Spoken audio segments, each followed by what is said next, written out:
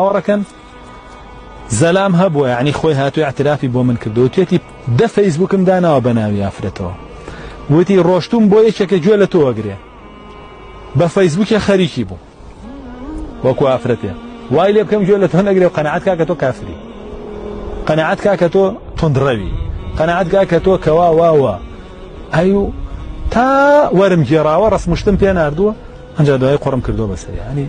بگاتە ئەوە فەیسبوک دانی بە ناوی ئافرەتەوە باوەڕەکەن لەگەڵ خۆم قسەکراوە بە فەیسبوکی ئافرەت گوێ لەوان ساڵە مەگرە کافرە باوەڕەکەن بە خۆمیان وتووە ئەوە نییە شتی خۆمم لای کردووە دیومە لە پەیجەکە لە شتێکە ئەو بە شتێ و لایکەی ناشە گوێی لێگری کۆ کافرە مرتەدە بە خۆممەوە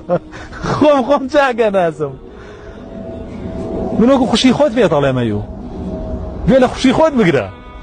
ئەوەی پێوتم